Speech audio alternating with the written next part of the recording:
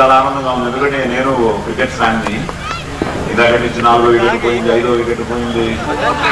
Hardik Pandya out అయ్యాడు. ఒక పక్కనేమో స్టేజ్ మీద పెద్దలందరూ అద్భుతంగా మాట్లాడుతున్నారు. కానీ ఎక్కడో టెన్షన్, కానీ గెలుస్తామని నమ్మకం ఉంది. సో గెలిచాం. సో జై భారత్.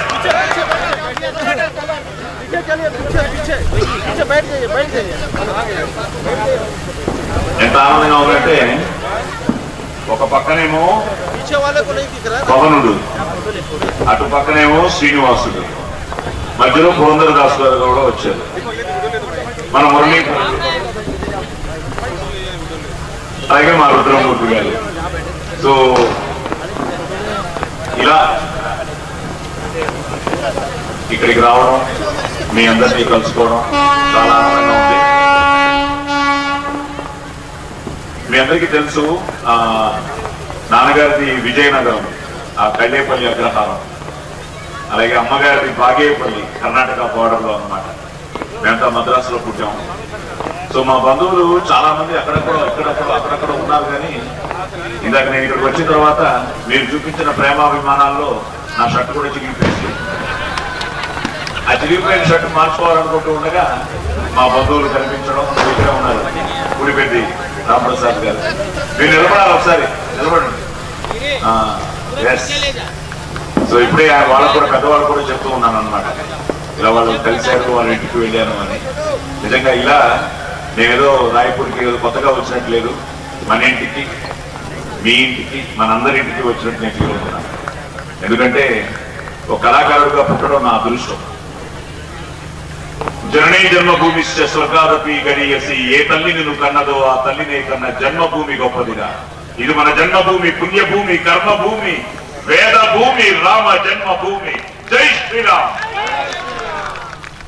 సో అలాగా నేను కూడా చెప్పాను, దేశం మనకేం చేసింది కన్నా దేశానికి మనమేం చేశామన్నది ముఖ్యమని. అలా నేను కూడా ఒక పౌరుడిగా, ఎందుకంటే నేను యాక్టర్ అవ్వచ్చు, I was a very good student also. నేను BA చేశాను, MA చేశాను, MPhil చేశాను. మెడ్రాస్ హిస్టరీ కాలేజీలో ఒక 6 నెలలు అసిస్టెంట్ ప్రొఫెసర్గా పనిచేశాను. I was a very good NCC cadet. So నాకు పెద్ద స్ఫూర్తి ఎవరంటే వాజ్పేయి గారు.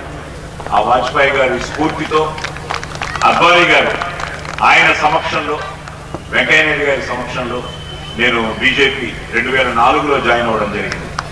ఈరోజు వీళ్ళందరినీ చూస్తూ ఉంటే వీళ్ళే ఈరోజు పార్టీకి ఎంతో ధైర్యం, స్థైర్యం. నేను రాజకీయంగా మాట్లాడడానికి రాలేదు, కానీ ఈ వేదిక మీద వీళ్ళందరినీ చూసి ఈరోజు ఛత్తీస్గఢ్లో మన బీజేపీ గవర్నమెంట్ రావడం, ఎందుకంటే నేను ఎప్పుడు చెప్తూ ఉంటాను, దిల్ మే మోదీ, ఢిల్లీ మే మోదీ. సో ఆ మోదీ గారి నాయకత్వంలో నేను కూడా 2004 నుంచి పార్టీ కోసం సౌత్ ఇండియాలో నేను ప్రచారం చేయడం.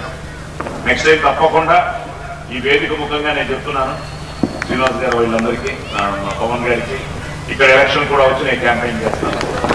మన వాళ్ళందరినీ నేను తప్పకుండా చేస్తాను. ఎందుకంటే మనం అందరం ఈరోజు గర్వంగా ఫీల్ అవ్వాలి.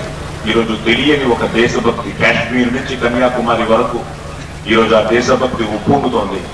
ఈరోజు నిజంగా మేము వేదిక మీద ఉన్న ఆవిడ లేచి ఇండియా కప్పు గెలవగానే ఆవిడ ఆనందంతో మీరందరూ కూడా ఆ ఆనందాన్ని మీరు పంచుకుంటూ ఉంటే నిజంగా చాలా చాలా, ఎందుకంటే వాళ్ళు అక్కడ ఆడుతున్నా ఎక్కడ ఆడుతున్నా మన దేశం గెలవాలన్నది మనం అందరూ బాగా ఆడాలి. It's a sport. జయాపజయాలు మన చేతుల్లో ఉండవు, మా సినిమాలాగే. సో అలాంటిది ఈరోజు మన టీం గెలవడం ఎంతో అదుగండి, ఎక్కడ చూసినా ఆర్భాటంగా ఉంది.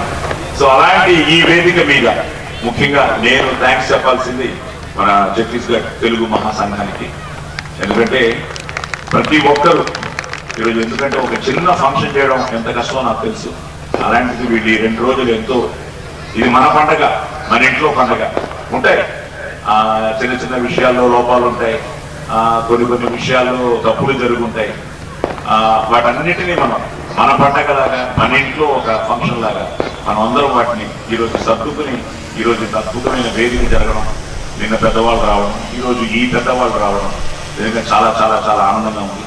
నాకు తెలుగు భాష అన్నా, తెలుగు సంస్కృతి అన్నా, తెలుగు సాంప్రదాయాలన్నా, మన నాగరికత అన్నా నాకు చిన్నప్పటి నుంచి, నేను చెప్పాను కదా, నేను చిన్నప్పటి నుంచే సూర్య నమస్కారాలు, భాగవత పద్యాలు, భగవద్గీత శ్లోకాలు, అమ్మలగన్నయం అమ్ములందల మూలపుటమాని అన్నది తలుచుకుంటూ ఇప్పుడు నాకు 50 ఏళ్ల నా సినీ ప్రస్థానాన్ని ఈరోజు మీ మధ్యలో ఇలా జరుపుకోవడం కూడా చాలా ఆనందంగా ఉంది.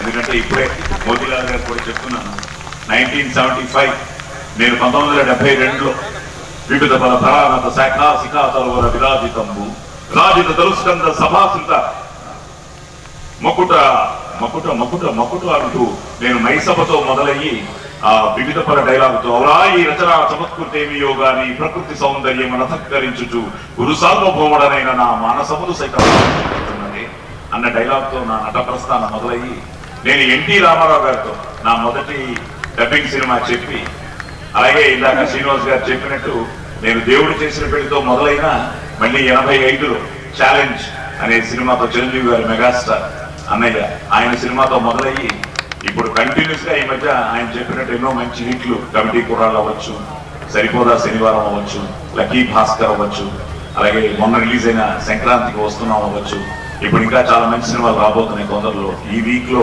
కోర్ట్ అనే సినిమా కూడా రిలీజ్ అవబోతుంది మార్చి 14th. సో వీటితో పాటు మా అబ్బాయి హీరో అయ్యాడు, ప్రేమ కావాలి అంటూ మీ ముందుకు వచ్చాడు. సో మా నాన్నగారు మా సినీ ప్రస్థానంలో నాన్నతో మొదలయ్యి నాతో, అలాగే మా అబ్బాయి ఆదితో ప్రేమ కావాలి. అలాగే నేను డాక్టర్ అవ్వాలనుకున్నాను, నా కూతురు డాక్టర్ అయింది, షీజ్ ఎండి పీడియాట్రిషియన్. సో ఇలాగా జీవితంలో ఏంటంటే మనకి ముఖ్యమైనది తల్లి, తండ్రి, గురువు, దైవం. ఆ తల్లిదండ్రులు మనం ప్రేమించాలి, గురువుని గౌరవించాలి, దేవుణ్ణి ప్రార్థించాలి. సో వీటన్నిటితో పాటు మనం మనస వాచ కర్మణ త్రికరణ శుద్ధిగా మనం సాధించాలనుకుంటే ప్రపంచంలో ఏదైనా సాధించాలి. దానికి ఎన్నో నిదర్శనాలు ఉన్నాయి. సో వాటన్నిటితో పాటు ఇక్కడ కూడా ఎంతో మంది తల్లులు వచ్చారు, తండ్రులు వచ్చారు, పిల్లలు వచ్చారు. వీళ్ళందరికీ నేను చెప్పదలుచుకున్నది ఒకటే, అన్నిటితో పాటు మన చదువు సంస్కారాలని, మన మాతృభాషని, మన మనుగడని, మన భవిష్యత్తుని మనమే రూపుదిద్దుకోవాలి. సో అలాగా ఇందాక నేను రాగానే పోలీస్ స్టోరీ డైలాగ్ అన్నారమ్మా. పోలీస్ స్టోరీగా చాలా డైలాగులు ఉన్నాయి. ఎందుకంటే నేను హీరో అవడానికంటే ముందు నా వాయిస్ హీరో అయింది. దానికి కారణం ఏంటంటే సుమను, రాజశేఖర్, అలాగే రజనీకాంత్ గారికి భాష అనే సినిమా నేను ఒక్కసారి చెప్తే 100 సార్లు చెప్పినట్టే భాష అన్న డైలాగ్ కానీ, ఆనాటి సీత నుంచి ఈనాటి రాధిక వరకు ఆడదే సెంటిమెంట్ మీ బలహీనత, దాన్ని వాడుకోవడం మా టాలెంట్. రాజశేఖర్ గారిని, సుధా నువ్వు ఒక ఐఏఎస్ ఆఫీసర్, ఈ సమాజాన్ని, చట్టాన్ని నీ చదువు సంస్కారాలతో ఆలోచించగలవని నీకు నా ఆవేశానికి అర్థం చెప్తున్నాను. ఈ మనుషులు, సమూహం, సమాజం, సందర్భం, న్యాయానికి 4 పాదాలుగా ఉంటే యువతను ఇలా దారి తప్పాల్సిన అవసరం ఉండదని, అధర్మం వెన్నితలను వేసి విర్రవీగినప్పుడు తెగ నరకమని సృష్టించిన భగవంతుడే చెప్పాడు. అందుకే ధర్మాన్ని కాపాడాల్సిన చట్టాన్ని అధర్మాన్ని చీల్చే అంకుశంగా చేశాను. ఇది అంకుశం రాజశేఖర్. అలాగే సుమన్కి వచ్చేటప్పటికి చాలా సాఫ్ట్ గా చెప్పామండి. పేరు శివం, బ్రతుకు శవం, నాన్న కష్టం నాకు ఎంఏ ఇచ్చింది, నా కష్టపడే అవకాశం లేక ఆయనకి బీపీ ఇస్తున్నాను. ఇది నా ఆటోబయోగ్రఫీ. అలాగే దోషిగా నిలబడ్డ నేను, నన్ను దోషిగా నిలబెట్టిన దొంగలు అందరూ ఇదే భగవద్గీత మీద ప్రమాణం చేస్తే ఎవరు చెప్పేది నిజమవుతుంది మిస్టర్ జస్టిస్ అని దేశంలో దొంగలు పడ్డారు. కానీ అలాగే వీళ్ళందరికీ చెప్తూ నేను అమితాబ్ బచ్చన్ గారికి కూడా తెలుగులో డబ్బింగ్ చెప్పడం జరిగింది. సో ఇండియాలో ఉన్న సూపర్ స్టార్లందరికీ, కమల్ హాసన్కి తప్ప ఒక 1000 సినిమాలకు పైగా నేను డబ్బింగ్ చెప్పాను. సో డబ్బింగ్ ఆర్టిస్ట్ గా నాన్నగారితో మొదలైన మా డబ్బింగ్ ప్రస్థానం, నటుడిగా మళ్ళీ నేను I'm always grateful to Karnataka. So జై కర్ణాటక, జై భువనేశ్వరి. సో కర్ణాటక ఇలా ಅಂದ್ರೆ ಇವತ್ತು సాయి కుమార్ ఇలా. నేను మద్రాసులో పుట్టాను. సో ఆల్వేస్ ఐ ఫీల్ గౌరవంగా చెప్పేది ఏంటంటే ఐఎమ్ ఇండియన్, భారతీయుడిని. ఎందుకంటే మన నరాల్లో ఆ భారత మాతని మనం ఎప్పుడు ఇలాగే పెద్దవాళ్ళు మాట్లాడుతూ జై భారత మాత అన్నారు, అట్ ద సేమ్ టైం జై ఛత్తీస్గఢ్ మాత అన్నారు. అలాగే మనం జై తెలుగు తల్లి, జై ఛత్తీస్గఢ్ మాత, అన్నిటికంటే మనకి తల్లే కదా. ఆ తల్లిని గౌరవిస్తూ, ఈ భూమిని గౌరవిస్తూ మనం మంచి పనులు చేస్తూ మన జీవితాన్ని ముందుకు నడిపించుకోవాలి. సో అలాగే ఇలా నా జీవితంలో మొదలైన నాకు బబ్రువాహన్ అనే సినిమా, ఇందాక ఎవరు అడిగారు ఒక మంచి పౌరాణిక డైలాగ్ కావాలి. సో ఆ సినిమా నాకు బాగా ఇన్స్పిరేషన్ అన్నమాట. నీవేనా వీర బబ్రువాహన, మణిపురానికి రాజు, నిండు సభలో మా వాడితో ఏమన్నావు, మీ పెదనాన్నే గాని ఇక్కడెవరికి చిన్ననాన్న కాదన్నావటగా, ఇప్పుడు మా పాదాల వద్దకు చేరి శరణు కోరుచున్నావా? మీ పాదాల వద్దకు శరణు కోరి రాలే నా తండ్రి పాదపద్మాలకు నమస్కరించవచ్చాను. ఎవడు నీ తండ్రి? మహాశివుని నుండి పాశుపతాస్త్రం పొందిన వీరుడు పాండవ మధ్యముడు. విన్నారా విన్నారా వీడి ప్రగల్భాలు? పాండవ మధ్యముడు వీడి తండ్రట, అది మేము నమ్మవలనట. మహానుభావ, గట్టికి తెచ్చుకోండి. తీర్థయాత్రలకై మీరు మణిపురం రావడం, నా తల్లి చిత్రాంగదను చూడడం, గాంధర్వ రీతిని వివాహం ఆడడం, ఇవేమీ గట్టికి లేవా? యువత నీ తల్లి, అది రంభ, ఊర్వశ, తిలోత్తమ. శాంతం పాపం, శాంతం పాపం. పరమ పవిత్రురాలైన నా తల్లిని రంభా ఉరుసులతో పోలుస్తున్నారా? అయిన నీ తల్లి జారిణి అయి ఉంటుంది. ఆ జారిణి పుత్రుడు పొంగే జల ప్రవాహాన్ని భరించవచ్చు, పర్వత భక్తులను కేవలం పిడికలు బిగించవచ్చు, కాలనాగుని సైతం పాదాల కింద వర్తించవచ్చు. కానీ ఈ మాతృనిందలు మాత్రం భరించలేదు. అర్జున, పడుకున్న మృత్యుదేవతను నువ్వే మేల్కొలిపావు. మాతృదేవత పవిత్రతను పరిహసించి నీ చిత్తం నీవే సిద్ధపరుచుకున్నావు. నీ రక్షణ కోసం త్రినేత్రుడు మూడవ కన్నే తెరవని, త్రివిక్రముడు సుదర్శన చక్రం వదలని, నీ ప్రలాపాలకు సరైన శాస్తి చేసి నీ దేహాన్ని ఖండ ఖండలుగా చీల్చి చెండాడుతుంటే నేను చిత్రాంగద బిడ్డ బబ్రువాహున్నే కాను. ఈ డైలాగ్ ఎప్పుడో చెప్పింది, ఇది మధ్యలో ఆగిపోతే మళ్ళీ ముందుకెళ్ళదు. సో నాన్నగారు చెప్పిన డైలాగ్ ఇది, బబ్రువాహన అని ఒక డబ్బింగ్ సినిమా.